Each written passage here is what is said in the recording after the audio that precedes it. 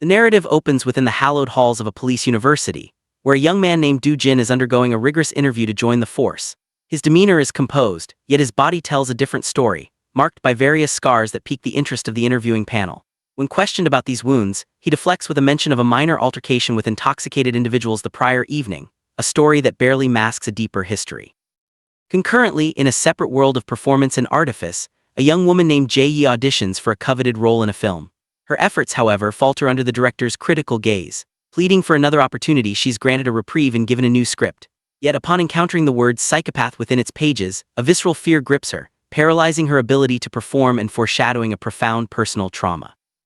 Back in the interview room, the atmosphere grows more intense as an officer probes Do-jin about any prior encounters with law enforcement.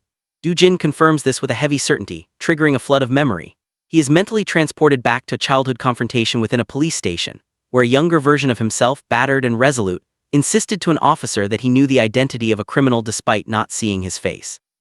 That criminal, he revealed with devastating simplicity, was his own father.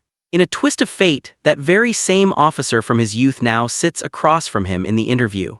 Do-jin acknowledges their painful shared history, stating that the officer once recorded his testimony, a moment that irrevocably linked their lives.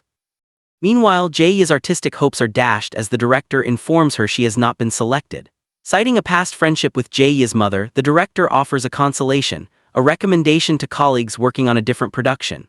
Grateful yet dejected, Jae-yi accepts, clinging to a thread of hope in her career. As Do-jin exits his interview, his controlled composure shatters. A promotional image of Jae-yi on a digital display catches his eye, and the sight summons such powerful emotion that tears well up, unbidden, hinting at a connection far more significant than a mere childhood acquaintance. This connection is rooted 9 years in the past. A young Jae-yi traveling with her parents encounters a boy and his younger sister on the road. Her dog's barking frightens the little girl, prompting Jae-yi to apologize. In that brief, silent exchange, the eyes of young Do-jin and Jae-yi meet, creating an unspoken bond. This memory is juxtaposed with the harsh reality of Do-jin's home life. He visits his mother, who urges him to focus on his studies and return home, a home dominated by a sinister paternal figure. Do-jin's father, ostensibly a handyman, is revealed to possess a chilling duality. After fixing a pipe for a female client, he approaches her with a hammer, his gaze unnerving and predatory. As Jae-yi's family settles into their new home, unpacking boxes with the cheerful chaos of a fresh start, Do-jin's family sits down to dinner. A news report detailing the brutal murder of a woman flickers on the television. While others might react with horror, Do-jin's father merely smiles, a terrifying confirmation of his monstrous nature before continuing his meal. The following day, Jae-yi's nonconformist fashion choices on her first day at a new school lead to a confrontation with a teacher. Just as she is being reprimanded, Do-jin appears. Recognizing him from the previous day, she is surprised. In an act of impulsive solidarity, or perhaps prompted by that earlier connection, Do-jin intervenes on her behalf, only to share in her punishment, 10 laps around the school grounds. This shared exertion becomes a foundation. As Jae-yi tires, Do-jin offers to complete her laps, a gesture of quiet kindness. When she stumbles and pretends to faint in a playful ruse, it is Do-jin who lifts her and carries her to safety, an act that cements their fledgling bond. To their mutual surprise, they discover they are classmates. Jae-yi is elated, insisting on sitting with him and offering a treat in thanks. Do-jin, however, is withdrawn and avoids her gaze, leading her to a series of earnest questions. Is he angry? Does she talk too much? Does he not like her? With a playful boldness, she stands before him, theorizing that his avoidance must be due to a one-sided crush on her beauty. Do-jin merely looks at her, his silence an intense stare containing multitudes he cannot yet voice. The shadows of Do-jin's world soon encroach upon Jae-yi's. Her dog goes missing and she finds its name tag near a house across the street, Do-jin's house. Venturing inside and following the sound of barking, she descends into the basement. There she discovers her dog locked in a cage, and standing beside it holding a hammer is Do-jin. The scene is one of profound shock and misunderstanding. The tension escalates when Do-jin's father arrives, his presence immediately threatening. He challenges Jae-yi's intrusion until Do-jin steps forward, declaring her his first friend from school. In a tense act of defiance, Do-jin breaks the cage lock to free the dog. His father, masking his fury with a forced smile, chastises Jae-yi for trespassing but concocts a story about rescuing the dog from the rain. When Jae-yi questions the cage, he claims the dog bit him. Overwhelmed and frightened, Jae-yi apologizes. As Do-jin leads her away, his father's remark about his son's lovely girlfriend hangs in the air, laced with menace. Do-jin walks Jae-yi home in a heavy silence. He finally speaks, issuing a stark warning. She must never return to his house and must forget everything she saw, pretending they do not know each other.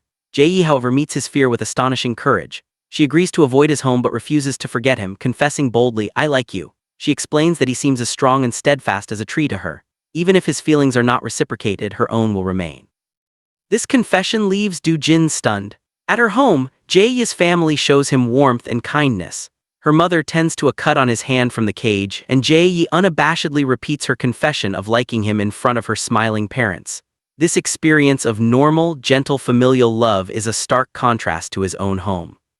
That contrast becomes a weapon upon his return. His father, noticing the borrowed clothes and the bandage, delivers a chilling lecture about the inherent difference between people like us and the saved dog. Do-jin's muttered retort, "We are both animals," elicits a smile of twisted pride from his father, who agrees that humans are merely dependent animals. He then delivers a severe threat, forbidding Do-jin from ever entering the basement again, and warning of dire consequences for disobedience. Alone in his room, Do-jin stares at a hammer on his desk, a symbol of his father's violent control. He recalls his father's philosophy, to eliminate anything that makes one weak or vulnerable. As he remembers the genuine kindness of Jae-yi's family, a profound fear grips him. He drops the hammer, terrified that his father will perceive this new connection as a dangerous vulnerability to be ruthlessly eradicated. Despite his fears, their connection persists at school. Do-jin finds himself drawn to Jae-yi, and when she falls asleep in class with sunlight on her face, he gently shields her eyes with his hand, a tender gesture revealing his deep affection. This past tenderness is brutally contrasted with a present-day lecture at the police university, where Do-jin, now a cadet, is forced to listen as an officer clinically details the series of murders committed by his incarcerated father. The narrative plunges back into the past's escalating crisis. Do-jin's mother, having discovered her husband's horrific secret, attempts to flee with her daughter. Do-jin discovers them and, understanding the mortal danger, helps them escape, urging them to disappear where his father can never find them. He promises his weeping sister that he will always protect her and thanks his mother, a poignant farewell charged with desperation. When his father discovers their flight, his rage promises retaliation. Amidst this domestic storm, Do-jin seeks solace under a tree at school. Jae-yi finds him and with intuitive empathy notes the turmoil beneath his calm exterior. As he looks at her, his expression shifts, filled with a painful, undeniable love. When she teasingly asks if he likes her, he answers with a heartbreaking honesty, "Yes, you are right." He confesses that if she is like a paradise to him, a place of peace and solace. Then he begins to cry, apologizing not for his feelings but for the terrible fact of them, for the danger and tragedy his love might inevitably bring into her life. In the present, remembering this poignant confession, tears again fill Do-jin's eyes as he reflects on their shattered history. The past and present continue to collide with devastating force. Jae-yi's parents are murdered, the victims of Do-jin's father. As a police car takes the orphan Jae-yi and her brother away, she sees Do-jin sitting alone on the curb. She stops the car, runs to him and collapses into his arms, sobbing, a moment of shared inconsolable grief that binds them even as it tears them apart. In the present, Jae-yi, now an actress, faces a different kind of assault. After a drama shoot, reporters ambush her, brandishing the newly published autobiography of the serial killer Yun Hui, Do-jin's father, and demanding her reaction as a victim's daughter. The trauma overwhelms her. She becomes flustered, stumbles, and is on the verge of collapsing under the glare of cameras. This very scenario echoes a moment from their youth, when reporters swarmed them outside a courtroom following his father's trial. Then, as now, Do-jin intervened. He drew the media's fire onto himself, answering their relentless questions to shield a terrified Jae-yi. In the present, history repeats itself in a more powerful form. As Jae-yi falters, Do-jin, now a police cadet, steps authoritatively into the fray. He commands the reporters to turn off their cameras and recorders. The moment Jae-yi recognizes him, the weight of past and present becomes too much and she faints. Do-jin immediately gathers her into his arms and carries her to safety in a medical room. After ensuring she is merely suffering from stress, he tenderly drapes his coat over her, a protective gesture that mirrors his childhood care and underscores his enduring commitment to her safety. This protective instinct is the culmination of the story's most harrowing flashback. The narrative reveals the night Jae-yi's parents were killed. Do-jin's father, having murdered them, turns his masked attention to Jae-yi. He toys with her terror, asking if she recognizes him. Through her tears, she denies it. He cynically debates letting her go before deciding he cannot. As he prepares to deliver the final blow, Do-jin arrives. In a breathtaking act of bravery, the young Do-jin places himself between his father and Jae-yi. He lies, claiming to have called the police and given them the access code, buying them 10 minutes. Embracing Jae-yi to shield her, he tells his father he can endure a beating for that long, daring him to try. As his father advances and a terrified Jae-yi pleads for him to run, Do-jin stands firm. his body a literal shield, embodying the vow he would make years later to always protect those he loves, even at the ultimate cost. This moment solidifies the tragic, profound, and unbreakable bond that defines their story, a bond forged in shared trauma, fierce protection, and a love that persists across years of silence and sorrow, now poised on the brink of a complex and painful reunion. Upon regaining consciousness in the hospital's medical room, Jae-yi's first disoriented thought is of the figure who carried her to safety. She inquires of her manager about Do-jin's whereabouts, but the manager seems unaware of the name. It is then that Jae-yi notices Do-jin's police university identification badge, left behind in the flurry of the moment, clutched in her hand. This tangible proof of his presence compels her to seek him out. Meanwhile, Do-jin has confronted the swarm of reporters, steering them away from the vulnerable actress. He firmly declines to discuss his father's inflammatory autobiography. The reporters, however, are dogged, shifting their focus to the palpable, cryptic connection between him and Jae-yi, alluding to their shared presence at a crime scene 9 years prior. Do-jin turns the question back on them, asking if they believe the narrative spun by a monster. The reporter argues that while not all may be true, some facts, like an abusive childhood, could be, suggesting society bears some responsibility for creating such fiends and that understanding, even pity, is necessary to break the cycle. This rationale ignites a quiet fury in Do-jin. He speaks from the marrow-deep pain of a lifetime spent under the label serial killer's son, a target of suspicion and scorn. He poses a harrowing rhetorical question: if he were to commit violence himself, would that same society offer him mercy? When the reporter recoils at the implication, Do-jin's composure cracks, his voice laced with the bitterness of lived experience. He declares that his father has already ruined enough lives with his useless thoughts and orders the media away. Determined to find him, Jae-yi goes to the police university cafeteria, having been told it is where he often spends his time. After a long and fruitless wait, her manager insists they must depart via rear exit to avoid the persistent press corps. As she is about to enter her car, the reporters descend once more. In a moment of cinematic intervention, Do-jin appears, positioning his own vehicle to block the path of the pursuing press cars. Through the windows, their eyes meet, hers filled with a torrent of emotion, his with a resolute protectiveness. The publication of the autobiography has ignited a firestorm of public anguish. Family members of the victims stage impassioned protests, demanding the book be pulled from shelves. A news report speculates that profits from the sales may funnel to the killer's family, leading to a wave of harassment directed at Do-jin's mother, whose contact information has been maliciously circulated. Watching this painful spectacle on the news, Do-jin is overwhelmed. He retreats to a washroom, seeking a moment of solitude. There, a haunting memory resurfaces with crystal clarity. The night her parents were taken, a rain-soaked and traumatized Jae-yi, being led away by her brother, broke free to run to him. She clung to him, her words etching themselves permanently onto his soul. "Don't die, you have to live. Whatever happens, stay alive. It wasn't your fault. Promise me you won't die," he had promised. In the present, staring at his own reflection in the mirror, the ghost of his father seems to materialize behind him. A surge of rage and denial erupts. He shatters the glass with his fist, the bloody knuckles and splintered shards a physical declaration against the fate written in his blood: "I am not like you." Jae-yi meanwhile faces her own trials. When her car breaks down, her brother arrives, his concern evident. He asks if she is okay and she offers a brittle assurance. In a quiet moment back at the university, Do-jin sits alone in the now empty cafeteria, his gaze fixed on a promotional poster featuring Jae-yi's image. His mind drifts back to the aftermath of the murders, his father's arrest, where the man boastfully credited his capture to being fooled by his own son. During the trial, it was Do-jin's testimony, delivered from the witness stand, that helped seal his father's fate.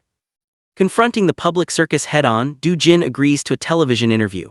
With steely determination, he denounces the autobiography as a pack of lies, a narcissistic ploy for attention from a man devoid of genuine emotion, a psychopath. He pleads with the public not to purchase the book, to starve the narrative of oxygen.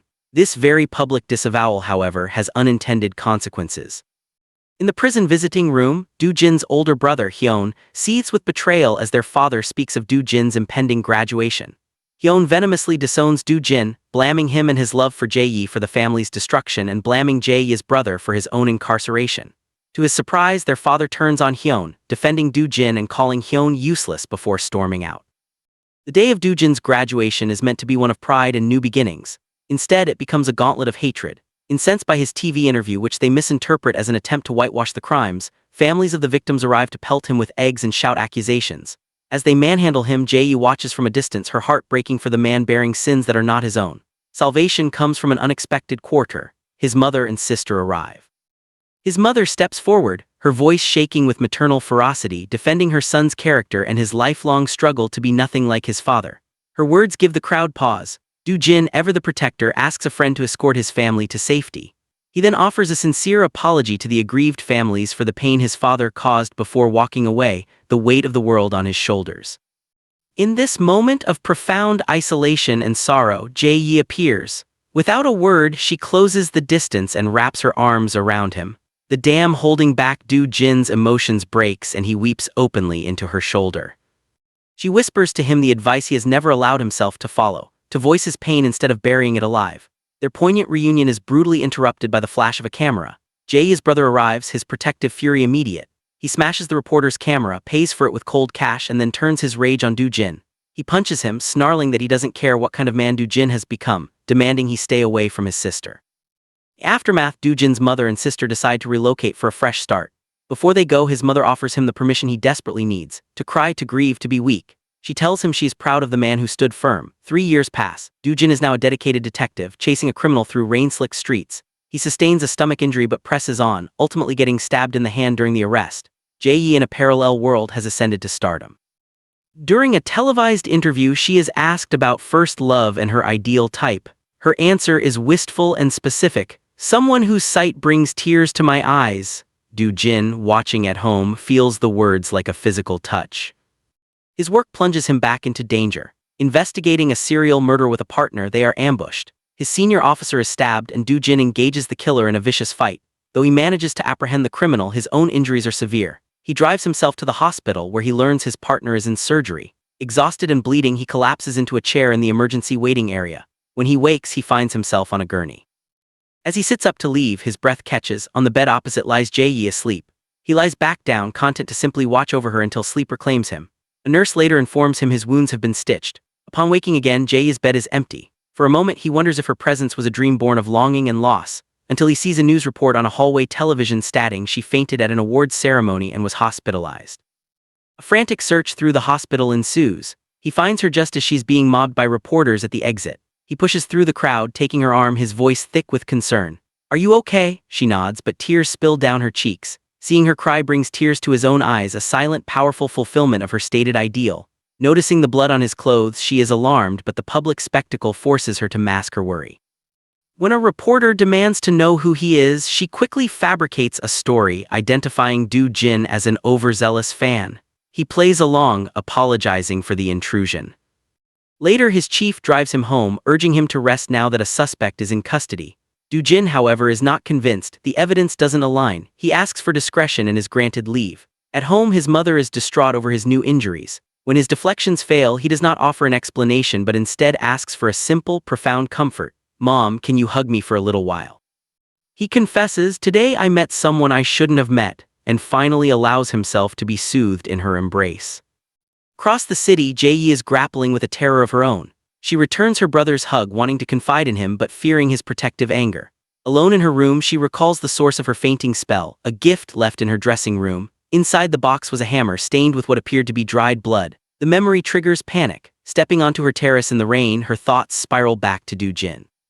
She remembers a pivotal moment from their youth. After testifying against his father, his mother came to the juvenile facility, begging him to come live with her and his sister. Do-jin had refused, believing himself destined to become a monster. Only when his mother hugged him, insisting she would protect him regardless, did he finally break down and accept her love. In the present, Do-jin is recuperating at his mother's hotel, enduring her scolding for working while injured. His chief visits, bearing grim news. He shows Do-jin a photograph of the blood-stained hammer sent to Jae-yi. The chief plans to assign the case to another officer, urging Do-jin to stay out of it. Do-jin refuses. He insists with a conviction that brooks no argument on handling the case himself. The next day at the police station, Jae-yi arrives to give her statement. Their interaction is professional yet charged with unspoken history. He assures her they will analyze the hammer for blood and fingerprints, though it will take time. He makes her a promise: "I will protect you." She, with a strength honed by years of survival, replies that she can protect herself but hopes he will take care too. Their conversation lingers on their hospital encounter, a moment of unplanned collision in their separate orbits.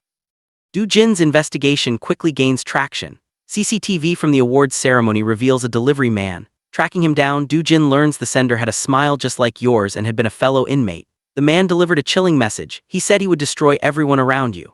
The address provided for the sender is a punch to the gut. It is the old house from their childhood, a place saturated with trauma. Meanwhile, a scheming reporter visits Do Jin's father in prison, taunting him with details of the renewed connection between Do Jin and Jae Yi and the threatening hammer, noting its significance in the autobiography.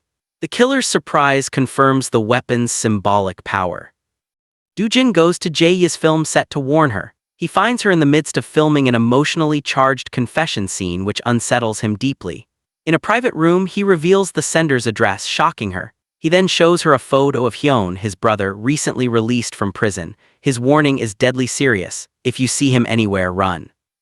To ensure her safety, he fastens a specialized tracking watch to her wrist, a device that can alert the police and allow him to monitor her location. The gesture is intimate, protective, and heavy with regret. He apologizes, and she, with heartbreaking gentleness, calls him a fool, reiterating that the past was never his fault. The threat becomes terrifyingly immediate. Hyun visits their mother and sister, his unexpected appearance causing alarm before he storms off. Soon after, Do Jin receives the forensics report. The blood on the hammer matches a murder victim. The grim realization hits: his brother has embraced their father's legacy. The trap is then sprung on Jae Yi. She receives a message, ostensibly from her director, summoning her to a discussion on an empty set. When she arrives, the lights cut out, doors lock, and she is plunged into darkness, her mind catapulted back to the night of her parents' murder. A light appears in a room opposite. Inside, she finds Hyun, a hammer in his hand, a reincarnation of her childhood nightmare. Paralyzing fear grips her. Simultaneously, Do Jin is at the station, viewing CCTV that shows Hyun at the studio. A gut feeling tells him Jae Yi is in danger. He checks her tracker. She is on the move, but her manager insists she is home. Knowing she is walking into a trap, Do Jin races to the location. Finding the studio door locked, he makes a desperate, decisive move, ramming it open with his car. He finds her in the lit room, trembling and terrified. "Don't be scared," he says, his voice a lifeline. "I'm here now." He holds her until her shaking subsides and she falls into an exhausted sleep. When her manager and the police arrive, they find her sleeping peacefully, her head resting against Do Jin, who stands guard. He takes her home. Once she is in her room, the manager thanks Do Jin and suggests he say goodbye. Do Jin enters to find Jae Yi putting on a brave face, but he sees through the facade. He asks if she wants him to stay. She nods. He sits on the edge of her bed and eventually both succumb to sleep. Jae Yi wakes first, her fingers gently tracing the lines of his face in the dim light, an action that rouses him. Quiet intimacy, she voices the core of their shared pain, asking if his guilt is what fuels his promise to protect her. He clarifies it is not the promise but the guilt itself, the overwhelming sorrow for what his family took from hers that drives him. He offers himself as a tool for her solace, to be used and discarded at her will. She rejects this notion of transactional penance. "I was able to meet you because of what your brother did today," she whispers. "I am very happy to meet you." Her words, absolving and loving, overwhelm him with emotion. After she falls back asleep, Do Jin stands before the photographs of her late parents and offers a silent, fervent apology for the irreversible loss and the ongoing torment. Jae Yi's brother returns home, sees Do Jin, and is initially furious. Finding his sister asleep, he confronts Do Jin, ordering him off the case. Do Jin refuses with quiet intensity. "I am the only person who can stop my brother." The conflict reaches its peak when Hyun calls Do Jin directly, his voice dripping with malice. He taunts Do Jin about the fun he's orchestrated and promises to systematically destroy everyone in his life, especially Jae Yi and her brother, vowing to cut them into pieces. Do Jin's response is a low, dangerous growl, a warning that if Hyun touches them, he will unleash a retribution beyond imagining. Hyun's laughter is the only reply before the line goes dead. The following morning, Jae Yi stops her brother as he leaves for work. She acknowledges his anger at her secrecy. His anger melts into raw fear. "I'm not angry, I don't want to lose you, I'm scared, don't leave me alone." She assures him with all the conviction she possesses, reaffirming the unbreakable bond of family and a future faced together. Her words offer him a fragile but vital comfort in the gathering storm. The narrative unfolds on a rain-soaked evening, as Jae Yi prepares to welcome a close friend, a celebrated actress, to her home. Venturing outside to wait, her gaze is drawn to a solitary figure standing motionless beneath the dripping branches of a nearby tree. It is Do Jin. For him, the sight of the tree and the falling rain triggers a cascade of poignant memory, the very place where younger Jae Yi had once confessed her feelings for him under similar weeping skis. His quiet surveillance is interrupted when Jae Yi approaches, her umbrella creating a small, intimate shelter over them both. Her questions are a mixture of concern and lingering affection. "What are you doing here? You're getting soaked. Did you come to see me?" He offers a terse reply, stating he will leave soon, but the moment is fractured by the arrival of her friend. With practiced ease, Jae Yi introduces Do Jin as a detective on duty, a half-truth to mask their complicated history. Her friend, with cheerful obliviousness, insists he come inside where he can just as effectively provide protection from the warmth of the living room. Inside the sanctuary of her home, Jae hands him a towel, a simple gesture charged with unspoken care. After her friend departs, Do-jin steps outside briefly to store the umbrella. In that vulnerable moment, the shadows converge. His brother Hyun emerges from the gloom, attacking him with a fury born of years of twisted resentment. He snarls threats against Jae, vowing to destroy her before Do-jin's eyes and ruin his life as his own was ruined. When Do-jin demands to know why, Hyun unleashes a torrent of blame. He accuses Do-jin of destroying their family by aligning himself with Jae, claiming their father's arrest and the subsequent collapse of their home was all Do-jin doing to save a girl. "Dad was all I had," Hyun spits, justifying his allegiance to a murderer simply by the bond of blood. Do-jin's retort is filled with a weary anguish. That's why it's so hard to forgive him. He speaks of the innocent lives lost and apologizes for breaking the family, but counters that their father never offered them protection, a truth Hyun has always known but refused to accept. Their violent confrontation is interrupted by Jae's voice calling from inside, alarmed by the sounds of struggle. Do-jin shouts for her to stay back, but the chaos escalates. Blinded by rage, Hyun lunges toward the house with a knife, intent on fulfilling his threat. Do-jin intercepts him, and in the brutal, grappling fight that ensues, the knife finds its mark not in its intended target, but in Do-jin's body. Hyun freezes, the reality of his action dawning. The brother he hated was still his brother. Panicked and remorseful, he flees into the night. Jae finds Do-jin bleeding on the ground, her world narrowing to the desperate call for an ambulance.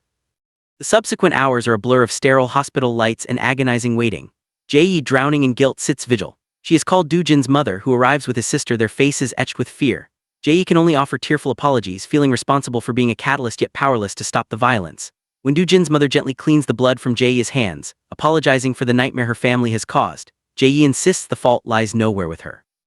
Do-jin survives the surgery. When he wakes, his first groggy question is about Jae's safety. Assured she is unharmed, he drifts back into painkiller-induced sleep just as her brother arrives to take her home, a silent, protective presence reasserting the boundary between their worlds.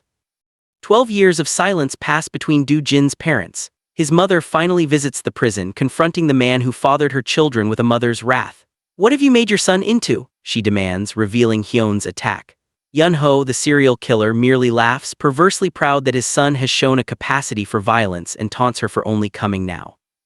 She throws his own tragic history in his face, accusing him of perpetuating the cycle of abuse his father began, and declares that Do-jin, who still suffers because of his crimes, is no longer his son, he raised himself.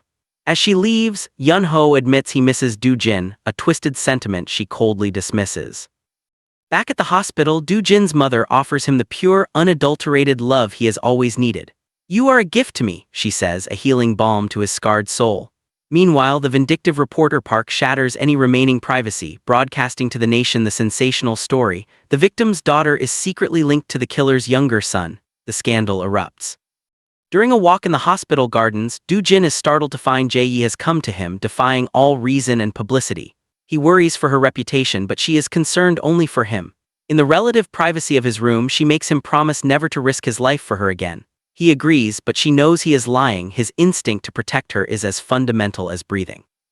In a moment of shared despair, she wonders aloud if their greatest mistake was simply loving each other, a sentiment that has brought a lifetime of hardship since they were 14. Do-jin confesses his deepest terror, that he is the reason she lost her first family, and fears he will cause her to lose everything she has built since. The plot thickens as Hyun, seeking validation, meets with a man named Seong, a former prison mate of their father. This man, it is revealed, was the actual figure who terrorized Jae on the film set, not Hyun. Seong cruelly relays their father's dismissal of Hyun as weak and unworthy, and then subtly threatens their mother and sister. Hyun leaves, his anger redirected. This new, more dangerous disciple of Yun-ho is now in play. Haunted by Jae's words, Do-jin makes an impulsive decision. Despite his injuries, he goes to her hotel. He asks if, just for one day, they can live as if they are ordinary people without the weight of their history. She calls him mad but agrees, and in that agreement they find a fleeting happiness. This happiness is short-lived. The exposed relationship destroys Jae's career. She is dropped from all her projects. Concurrently, Yun-ho's prison sentence ends, and reporter Park, in a final, fateful interview, provokes him by calling him a monster. Yun-ho attacks but is restrained, a public display of his enduring menace. A month later, both physically and emotionally healed, Do-jin and Jae-yi fulfill their promise of a normal day.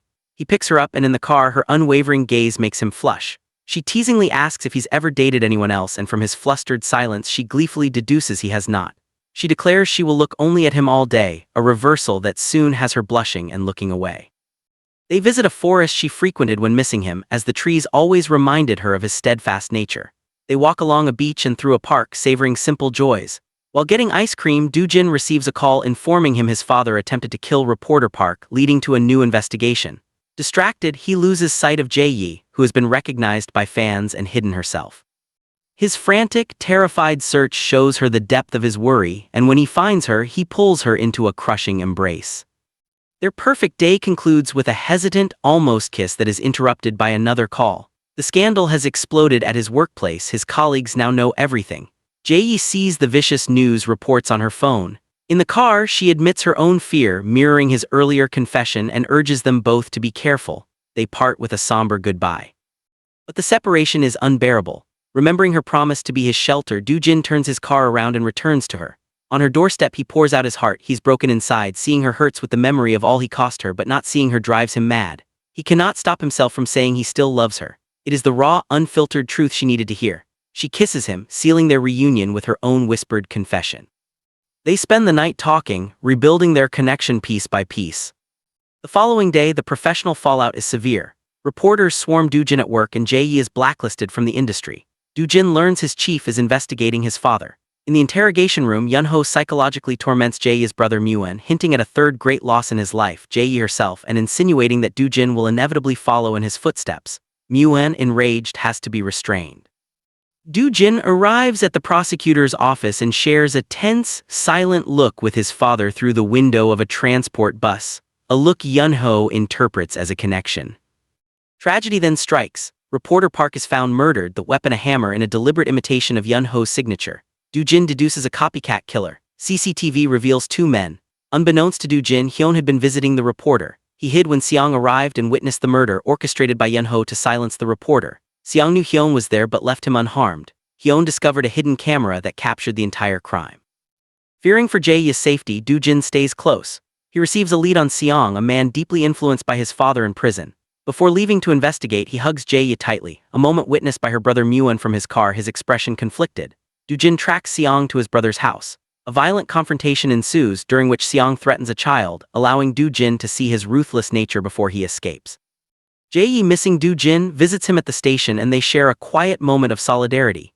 He explains the copycat theory and they pledge complete honesty with each other. The next day, Seong arrogantly comes to the station with a lawyer, taunting Do-jin about his father. Do-jin provokes him by mentioning the attacked child, revealing Seong's own monstrousness separate from Yun-ho's influence. The danger spirals. Seong attacks Do-jin's sister So-jin on the street. Hyun, in a redemptive act, intervenes and fights Seong off, getting seriously injured in the process. Refusing medical help, he tells his sister to take care of their mother and to warn Do-jin to be careful. This act of protection marks a turning point for Hyun. He later seeks out Myuan and gives him the incriminating camera footage, stating that Do-jin is nothing like their father because he was willing to die for Jae-yi.